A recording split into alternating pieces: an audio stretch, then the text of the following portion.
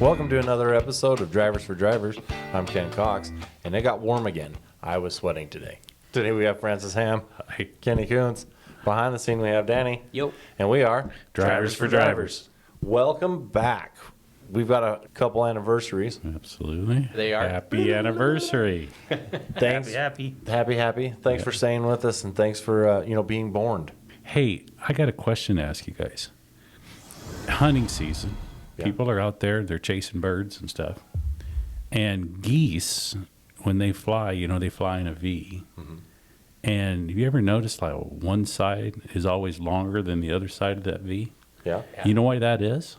They didn't have enough birds to make a W? Yeah, there was more birds on one side than the other side. That's why.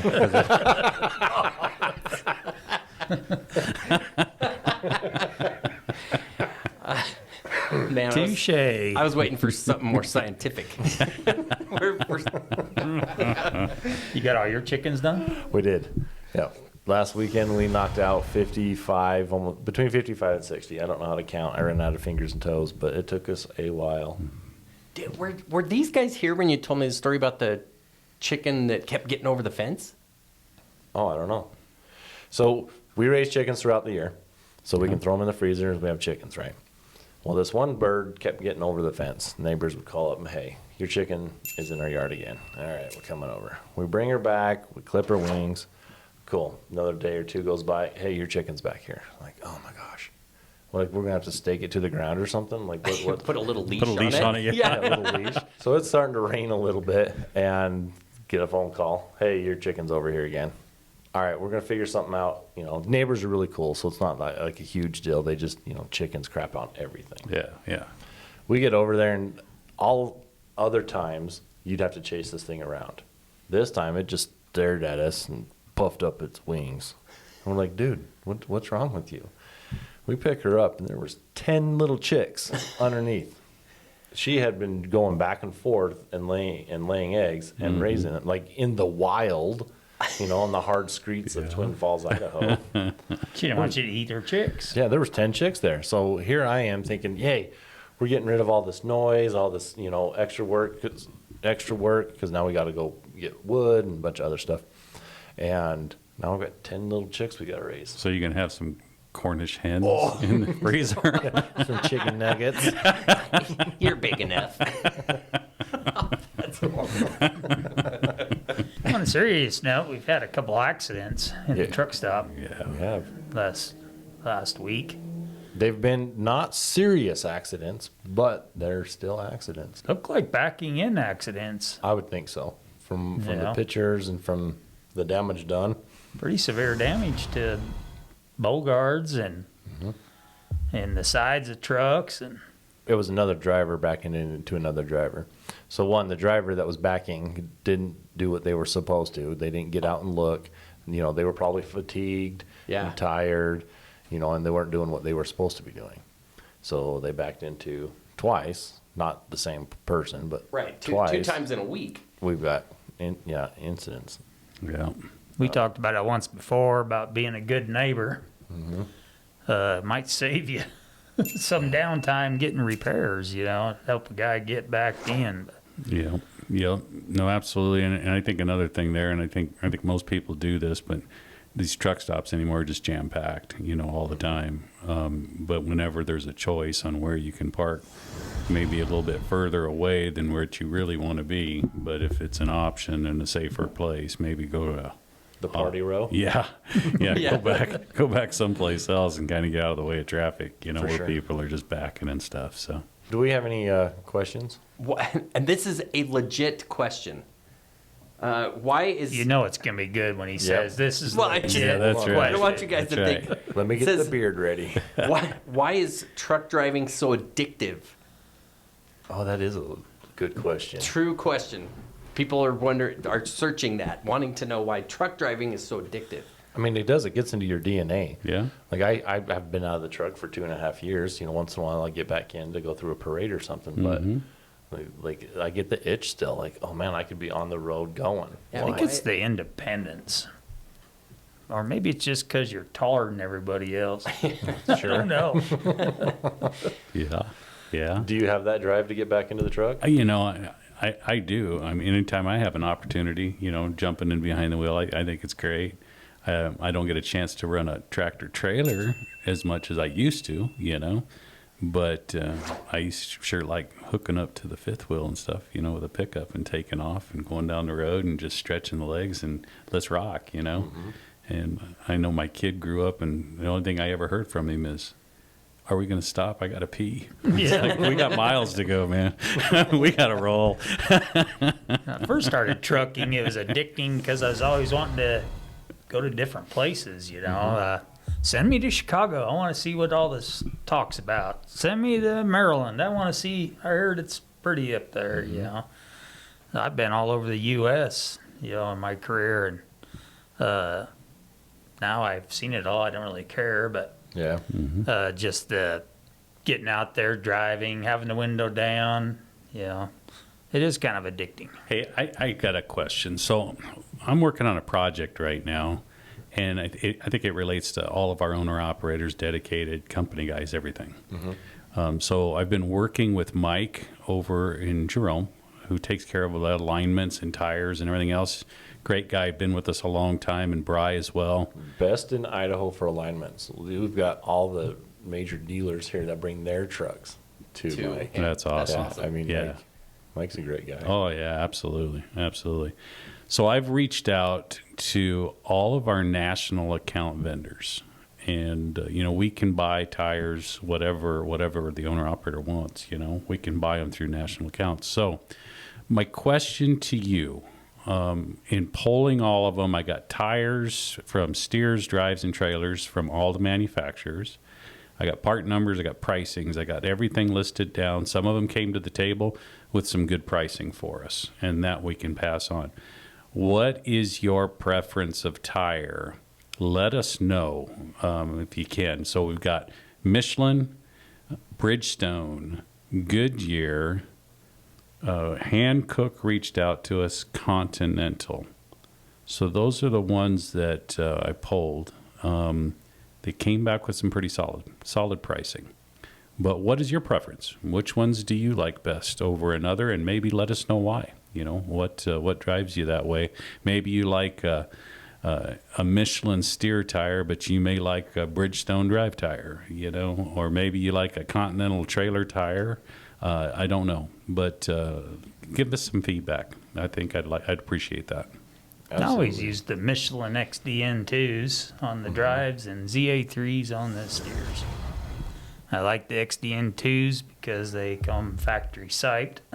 Great on ice, great on snow, a little bit wider of a tire. Look really great. You know, that's what I always ran.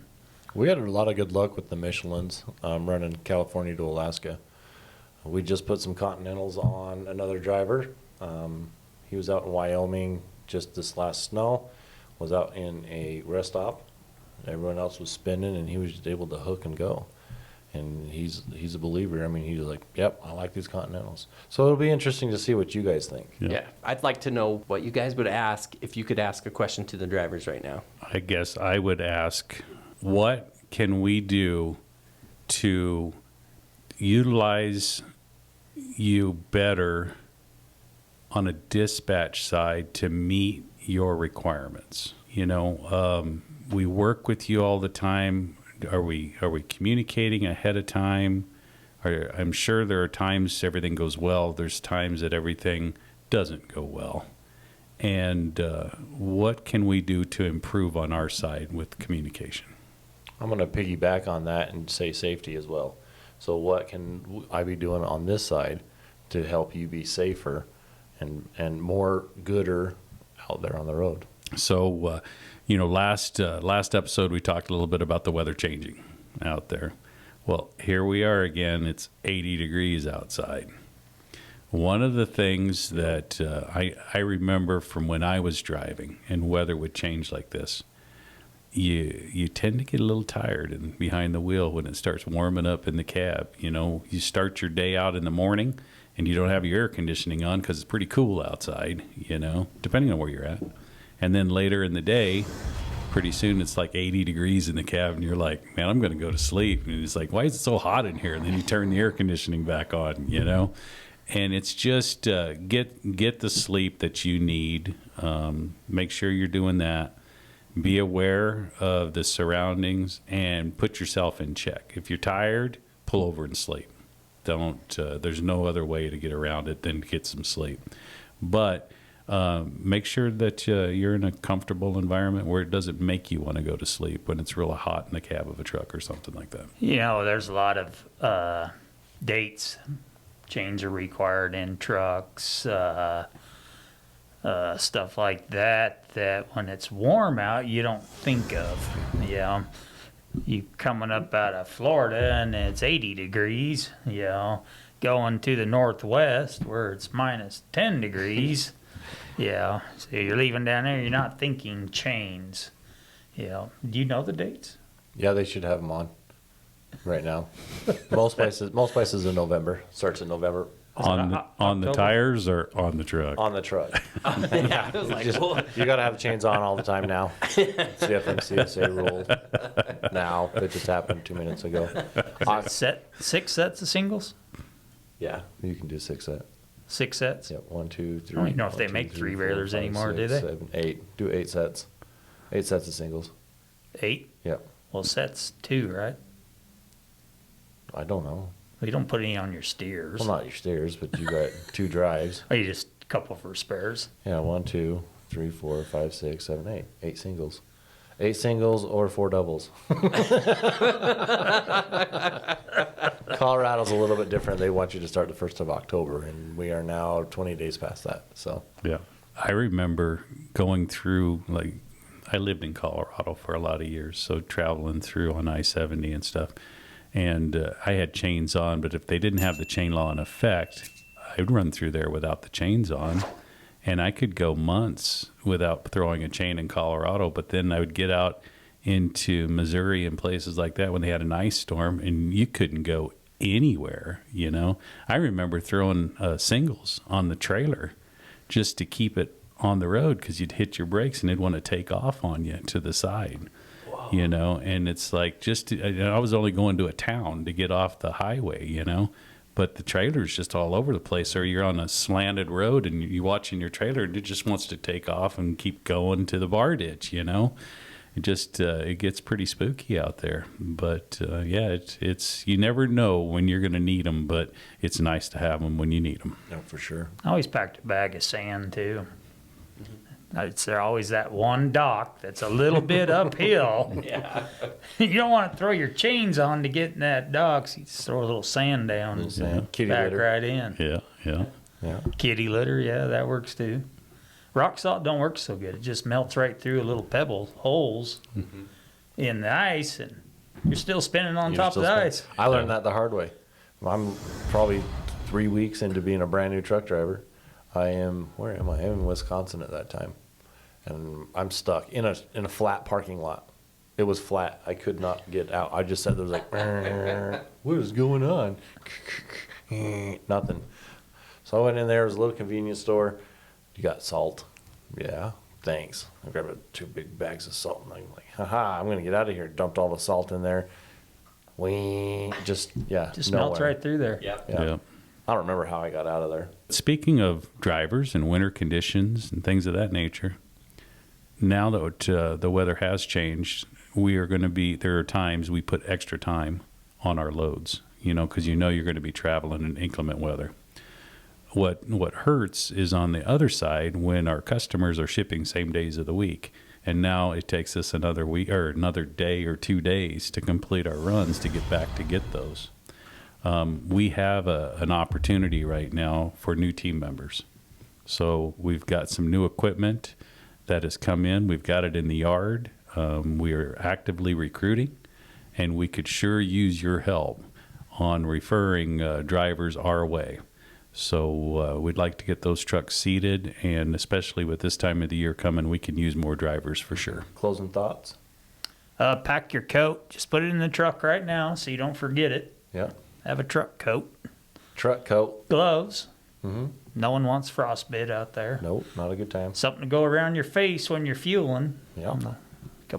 Few years ago, I guess.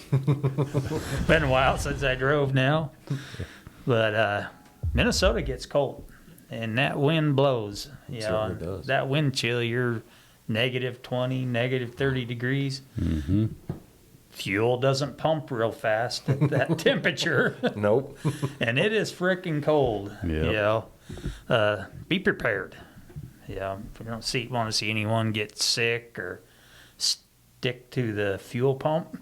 Don't be licking the fuel pump. Okay. Yeah, your coats turn to like paper bags. You know what a paper bag sounds like? Yeah. Halloween's almost here. You've never dressed up in a paper bag, Ken? No? Not for Halloween. Well, they just crackle. Get a good coat. Yeah. Good coat. Yeah. I would throw on to that as well.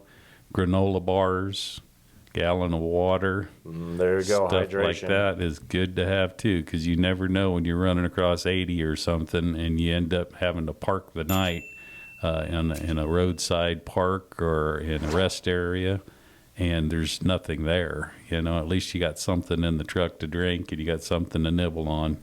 Truck you know, stops for the sell night. out fast. Yeah, they do. Especially They after do. a couple days and nobody's running. Yep. They can't get resupplied. Nope. I would suggest having a week's worth of food on there. Yep. You know, whatever it is. I mean, ramen noodles if you have to. Mm-hmm. I mean, that's high in sodium. And that being the case, make sure you have 2 gallons of water. Yeah. Yeah. No, that's right. It's just nice to have something you don't have to worry about that's back there that, hey, it's not going to go bad on you or anything if it's back there for a month or something, you know, Not a big just deal. dry, sealed stuff. So good stuff. That's why I, if I was a driver, I'd always have a couple of little dogs for just that reason. occasion. I don't have a granola bar, but I got an expendable dog. Sorry, Velcro. Yeah, that's right. Daddy's got to eat. Hey, Danny, closing thoughts? I have not worked with a team in any of the places I've worked that want to be the best at what they do as I have with this team. They're really, really... So if you got to find a place to work, you want to work with these guys because they really do care about doing the best and being the best for you and for them. It's very fulfilling to see somebody succeed. So anyway, we really are needing you, so come and work with us. Thanks, Danny. Appreciate that. Francis, closing words. Just want to thank everybody for everything that you're doing out there. Without you doing what you do every single day, we couldn't do what we do. So I'm just very thankful for everything that everybody does. So thank you. Well, as we end this episode, we want to thank you for being safe, making the right choices. Remember, you're our eyes and ears on the road. If you see something, say something. We all succeed when you complete your trip safely and you're home with your loved ones. See ya. See you.